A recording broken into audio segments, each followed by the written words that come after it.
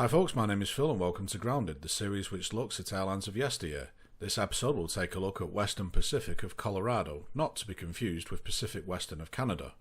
Western Pacific are probably most well remembered for their Logojets, more specifically this one, but more on those later. Western Pacific was founded in 1994 with the rather unoriginal name, Commercial Air. Just imagine trying to Google that and get the right result these days. The airline will be headquartered in Colorado Springs, around 70 miles south of Denver, with the airline basing its operations at the relatively small Colorado Springs Municipal Airport. The main man behind the new venture was Ed Bovee, a man with a long career in aviation. He had started with the original Frontier Airlines as an accountant in 1960 before joining Bonanza Airlines in 1963. He remained with Bonanza through its various mergers as it became Air West and later Hughes Air West. After leaving to start an aviation consultancy company, he would go on to form America West in 1981 with the help of Michael Conway, who you may remember from the National episode.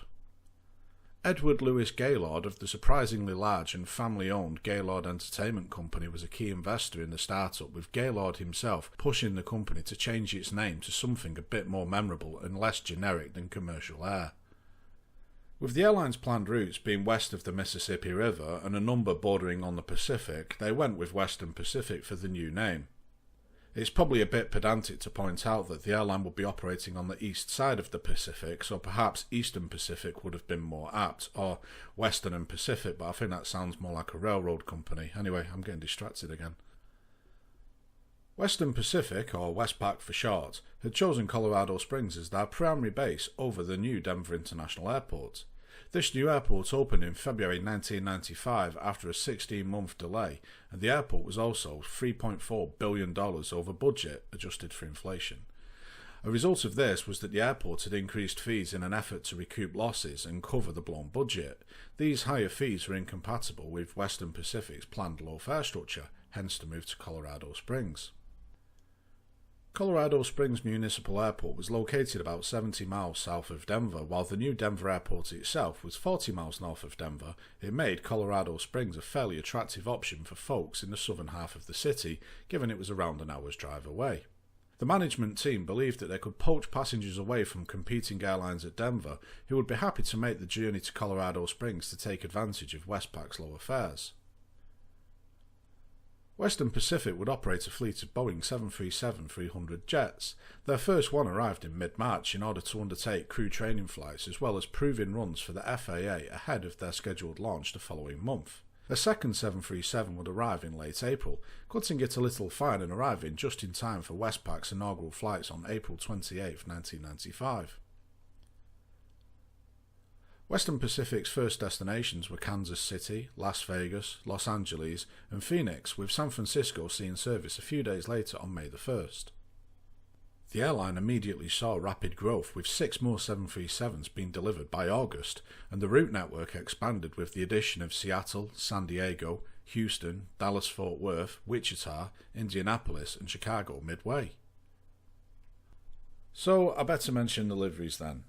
While Western Pacific is best known for its colourful Logojets, their first aircraft wore just a basic white livery with the airline's name on the fuselage and logo on the tail.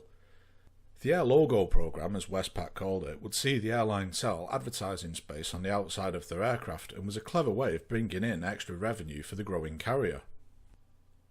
The first company to join the Air Logo scheme was the Broadmoor Hotel. No, not the infamous Broadmoor Mental Asylum, but the Broadmoor Hotel in Colorado Springs. The hotel was actually owned by the Oklahoma Publishing Company, a subsidiary of Gaylord Entertainment, who were of course one of Western Pacific's founding investors. That's not why you're here though, is it? You want to know about the Simpsons plane, don't you? Well, November 302 Alpha Uniform was a Boeing 737-300 delivered to Piedmont in 1985 and inherited by US Air following their takeover of Piedmont in 1989.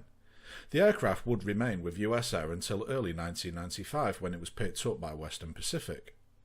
Fox Television paid Western Pacific $1 million for the aircraft to wear the now famous Simpsons livery, which featured Bart, Lisa, Homer, Maggie and Marge on both sides of the aircraft, with Marge cleverly using the height of the aircraft's tail to her advantage. The Fox logo would feature prominently on the engines with the Western Pacific branding by the forward door. The aircraft entered service in June 1995 in time to drum up public support ahead of the finale of Who Shot Mr. Burns, which was scheduled for September. Other Logojets advertised a variety of businesses from casinos and hotels to car rental companies and credit unions. The list of Logojets included the Broadmoor, the Simpsons, Samstown, the Stardust Resort and Casino, Womax Casino, Thrifty Car Rental, the Crested Boot Resort, Colorado Tech, and the Security Service Federal Credit Union. There was also the Pro Rodeo Hall of Fame and Museum of the American Cowboy, which was in Colorado Springs, and I definitely needed to take a break before reading that mouthful out. The city of Durango went halvesies with the Purgatory Ski Resort, with them taking one side of their aircraft each. The city of Colorado Springs also sponsored one aircraft, with both theirs and Durango's funding coming from the Colorado Board of Tourism, who were happy to help promote the cities given WestPac's expanding reach. The aircraft that weren't sporting advertising liveries would either wear the new Western Pacific billboard livery, which was red on one side and blue on the other, or they would wear a variety of promotional liveries. These included the Winter Wonder Plane, Super Summer Saver Jet, Spring Fling Jet, and Beat the System. There was one additional one, November 372 Uniform Sierra, which following its acquisition from US Air was painted in this abomination. As you can see, it has the standard Western Pacific branding at the front of the fuselage laid over the silver US Air livery. That isn't so bad, but the billboard titles of Future Logojet plastered on the fuselage look really bad, though the tail design would at least pique someone's interest if it was seen poking out at the gates. The aircraft was soon sponsored by the city of Colorado Springs and repainted into a much more attractive livery. I wonder if they did it just to get shut of that monstrosity. Not all US Air hybrids had to look so awful, however. November 509 Alpha Uniform wore a hybrid livery which saw the silver US Air fuselage remain, though with the red sheet line removed. The more standard Western Pacific branding on the forward fuselage wasn't selected, and instead a cartoon airplane was painted in its place, which looked a lot better on the silver fuselage. The tail was blue with WestPac branding. It certainly looked smarter than the other hybrid, but wouldn't stay silver for long as it would soon become the Crested Boot Resort Logojet. 1996 was a crazy year for Western Pacific. The airline was, unbeknownst to them at the time, approaching its peak. By July 1996, Western Pacific had grown exponentially. The 737 fleet stood at 15 aircraft, and the airline served 20 destinations, including Nashville, Atlanta, and more importantly, Newark and Washington Dulles, making Western Pacific a coast-to-coast carrier. They didn't change the name to Central Pacific and Atlantic, though, to reflect this, as that would be rather silly now, wouldn't it? Let's just take a moment to look at this route map, which is believed to be from November 1995. It looks amazing. It really showed the airline's attitude and intentions, a friendly, laid-back leisure airline. From what I can tell, this was the only such map, with all the others having a more conventional and boring design. The airline's route network had grown so fast that the airline's own fleet was spread too thin, meaning that WestPac was forced to charter in 2 Boeing 727 Trijets from Express 1 to operate the long-distance flights to Washington and Newark. These would wear Express 1 livery, but with the WestPac logo on the forward fuselage, and well, it didn't look right. The WP logo on the tail did look better though. Western Pacific were also taking advantage of their own private mini-terminal at Colorado Springs Airport. Built especially by the airport authorities for the airline, the Western Pacific Concourse had 4 gates. It allowed the airline to offer near seamless connections between flights, as no 2 flights could be more than 360 feet away. This so-called mini-terminal was connected to the main terminal via a long walkway. This connection was landside, however, and meant passengers connecting to non-Western Pacific flights had to revisit security. I should point out that this was just a glorified concourse. It didn't have any check-in or baggage claim facilities. A new subsidiary carrier was launched too, with Mountain Air Express, founded on the 2nd of May 1996. MAX, as it came to be known, would operate a small fleet of Dornier 328 turboprops to act as a feeder to their Colorado Springs hub. Destinations served were Aspen, Telluride, Durango, Steamboat Springs and Vail, Colorado. Only one aircraft would wear an advertising livery. November 329 Mike X-Ray was the logo prop for Cheyenne Frontier Days. The remainder of the fleet would wear a fairly nondescript white livery, with MAX taking to the skies in December 1996. By October, WestPac had sent the 2 hired-in 727s packing. as a few adjustments to their route network and schedules had freed up a couple of their own 737s which could take over. Dallas, Houston, San Antonio, Ontario, that's the one in California, and Orlando were added to the route network during the summer, with Miami set to follow that December. October would also see Western Pacific do something I've never known an airline to offer: mystery fares. Booking over the phone, you could get a round trip anywhere on the Western Pacific route network for just $99. The catch was that you didn't know where you were going until you got to the airport. To be fair to WestPac, they didn't leave you wondering whether to dress for Florida or Seattle. A mystery agent would ring you the day before to tell you when to get to the airport and what the weather was like at the mystery destination. The only thing close to this that I can think of is back when British Rail, which was still a public-run entity back then, would offer a variety of special services during the summer and at weekends throughout the year. They ran Merrymakers, which were cheap tickets to coastal towns and other places of interest, and the Mystex, or Mystery Excursion. Mystexes were advertised in advance at the departure stations, and folks would buy a ticket knowing what time to turn up and what time the train would get them home, but they wouldn't know where they were going. Only the train crew, signalmen, train planners and some other staff would know where the train would go that day. It's rather frightening how I can somehow include railways into these episodes. Anyway, that concludes the railway part of the lecture. While Western Pacific had been growing exponentially and their public image was that of a company going from strength to strength, 1996 was a difficult year for the airline. Western Pacific had been losing money since day one, and their rapid growth was helping them continue to lose money at an alarming rate. Founder and CEO Ed Bovee was forced to step down in November with a new management team led by Robert Pizer. Pizer was a former executive vice president and chief financial officer at Transworld Airlines, which had begun to turn its fortunes around until the unfortunate crash of Flight 800 earlier in the year. You know that old saying about if you sit a frog in a pot of cold water and turn on the heat, the frog will just sit there until it cooks, but if you drop a frog into a pot of boiling water, it will jump right out? Well, the new management team took one look at WestPac's books and set about making a plan of action pretty much straight away. The airline would now try and lose its low-fare leisure airline image and instead set its sights on becoming a more business traveller-orientated airline. Over the winter, a number of routes were axed, including Las Vegas and Miami, while both Tulsa and Oklahoma City were handed over to Mountain Air Express. The Air Logo program, which had made the airline a household name across the country, was dropped, despite it being a lucrative source of revenue. The Logojets weren't hurriedly repainted or anything like that, just that future aircraft would be painted into a standard Western Pacific livery. The rationale for this was that Logojets no longer fitted in with the business airline image.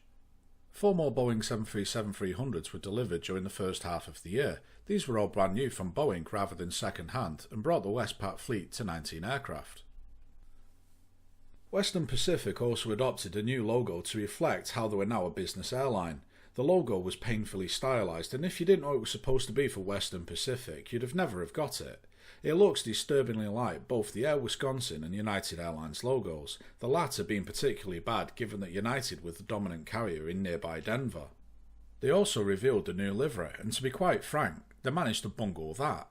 They didn't have an aircraft painted up in the new scheme for the public to see. Instead, they simply changed the aircraft drawing that was on their timetable and other literature. The biggest change was yet to come. WestPac's management decided that the best way to attract business travellers was to relocate most of their flying program to Denver.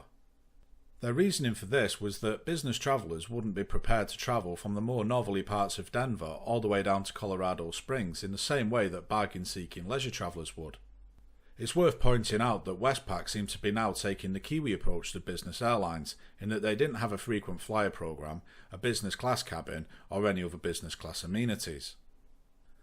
On May 1st, 1997, the airline announced that they will begin a service from Denver International on June 29th, with 45 daily departures, as well as a further 24 daily departures from Mountain Air Express, as Max was of course dragged into this too. This was a bold move, or a risky move, or a stupid move, well quite possibly all three really. Denver was the United Airlines stronghold, with Team Tulip having a hold on 70% of the traffic there, and this was United in the late 1990s and not the cash-strapped one of the early 2000s. To say they were formidable competition would be an understatement. Western Pacific wouldn't completely abandon Colorado Springs. Their hangar and maintenance facilities, along with their head office and reservations team, were still there. The airline also retained a number of routes to the city, with San Francisco, Los Angeles, San Diego, Phoenix, Houston, Dallas, Atlanta, Orlando, Indianapolis, Chicago, Washington and Newark continuing to see service. These would all be served from Denver as well, affording the airline an opportunity to swap aircraft down routes to allow them to get back to Colorado Springs for maintenance. It was Mountain Air Express which saw the biggest change. They would pretty much abandon Colorado Springs and focus on Denver instead.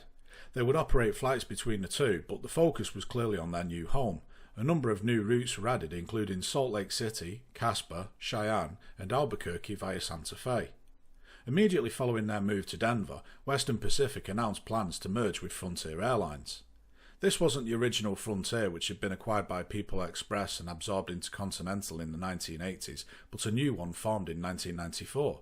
This new Frontier Airlines was based in Denver and would be a great partner for WestPac, as both airlines had compatible fleets, as at the time, Frontier were a fellow 737 operator.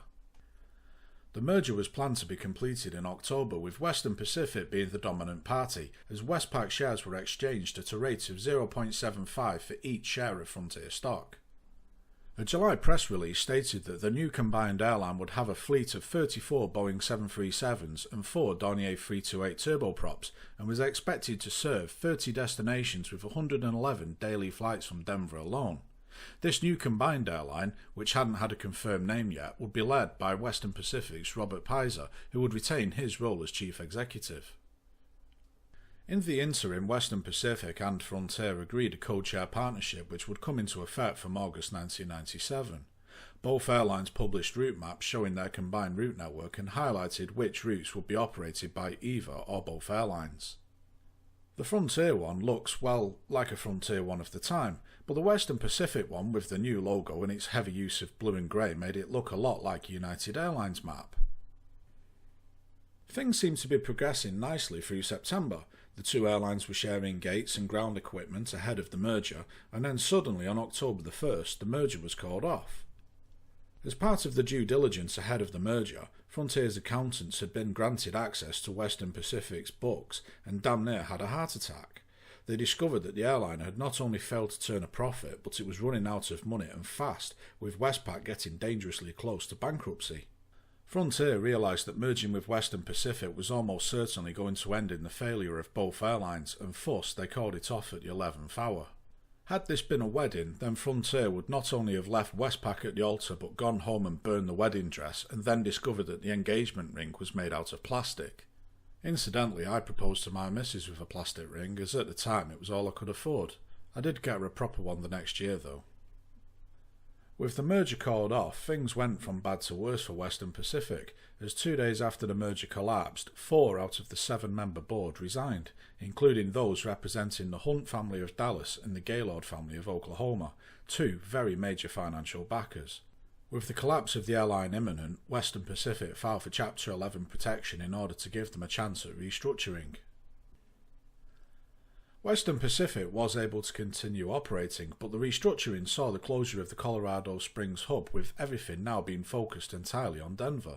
The route network was also streamlined, with the airline serving just 12 destinations, and the codeshare with Frontier was abandoned.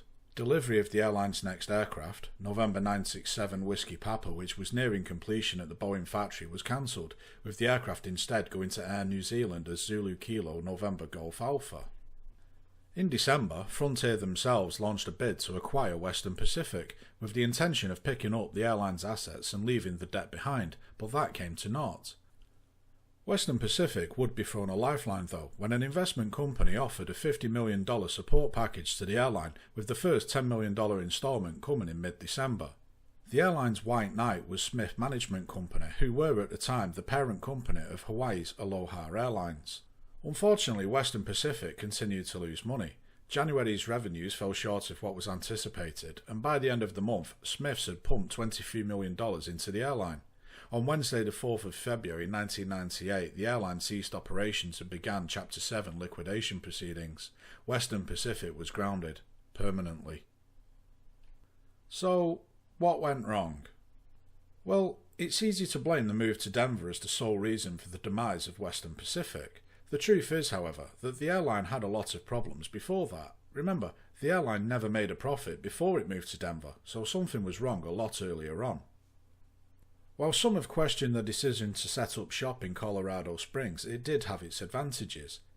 The newly opened Denver International needed to recoup its construction costs as quickly as possible and thus charged a higher than average fee.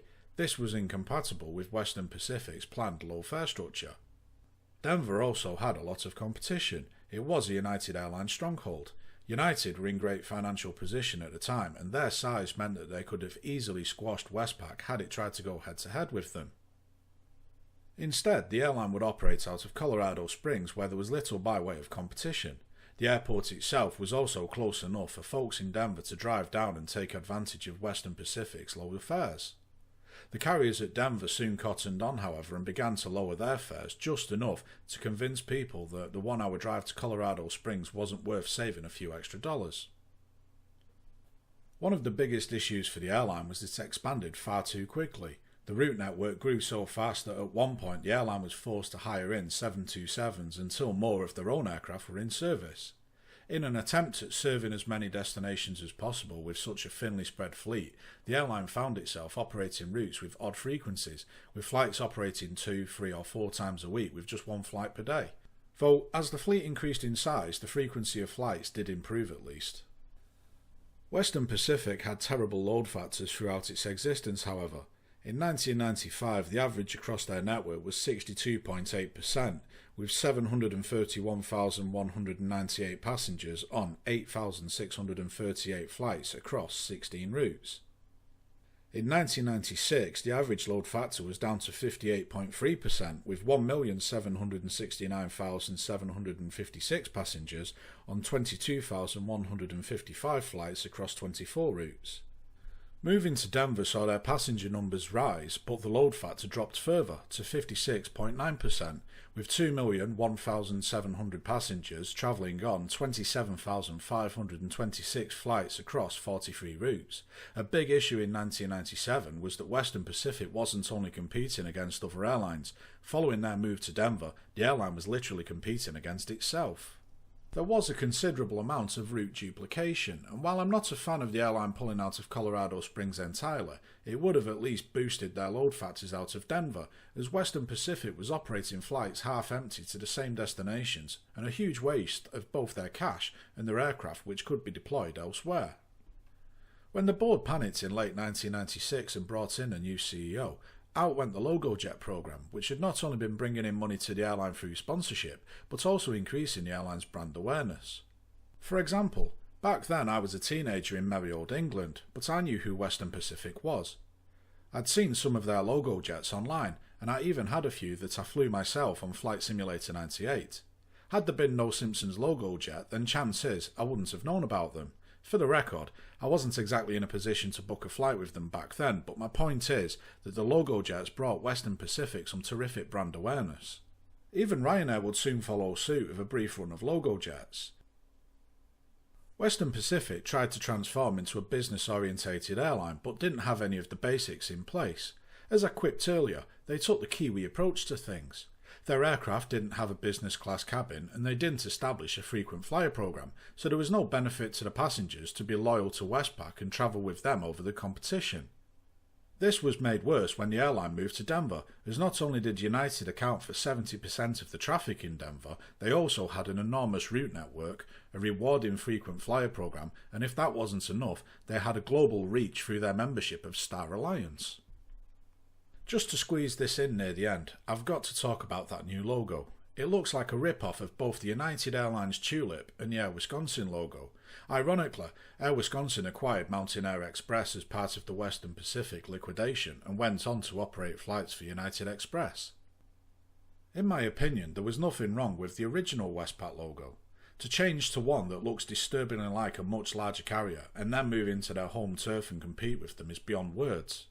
As mentioned earlier, no aircraft were painted up in this new livery, and none had a new logo quickly plastered on either. The logo was changed on the airline's airport signage and their route maps and other literature, but that was the extent of it. This low-key approach at rebranding quietly may have worked for another airline, but one as well known as Western Pacific? No chance. Most folk would simply think that they'd ceased operations or, given their new logo, may think that they'd been absorbed into United. In my opinion, Western Pacific should have focused entirely on Colorado Springs and been a more low-fare, leisure-orientated airline. At Colorado Springs, they had a monopoly on a considerable number of routes, and they were well established in the local consciousness, mainly thanks to their Logojets. They should have focused on their best performing routes, increased frequency to a near daily service, and no doubt within a year or two, Southwest would have come and made them an offer. So, what happened next? Well, Mountain Air Express was scooped up by Air Wisconsin, and Frontier was nearly dragged into bankruptcy themselves thanks to the WestPac debacle. As part of the merger, they'd begun to integrate, and when the merger was abandoned, they had to untangle themselves from that mess. Frontier had a rocky few years, but is now one of America's largest airlines. They operate an all-Airbus fleet now, having ditched the Boeings in the mid-2000s. Actually, they were the launch customer to the Airbus A318, a super-shortened version of the successful A32X family. Their first ones arrived in 2003, and by 2013 they'd already scrapped them. That story's for a different series, however. The specially built Western Pacific Airlines concourse over at Colorado Springs Airport never saw any more commercial traffic following WestPac's abandonment of the city. The mini-terminal still stands today, and is now used as a conference centre. I would have said that the sponsors of the Logojets were burned by the switch to Denver, but I think they may have gotten a bit more exposure at the busier airport. Western Pacific's founder Ed Beauvais retired following his ousting from the airline. He's held in very high regard by the former workers of his other airline, America West, and regularly attends their staff reunions, something I can safely say that most former airline CEOs wouldn't be welcome to. Thanks for watching. If you have any comments, suggestions or criticisms, please do get in touch. If you don't have a YouTube doodah, don't worry, I've got a contact form on my website and I'm also on Facebook and Twitter. I have plenty more episodes in the works, so if you haven't already, why not subscribe to catch them as they land? And as always, thanks for watching.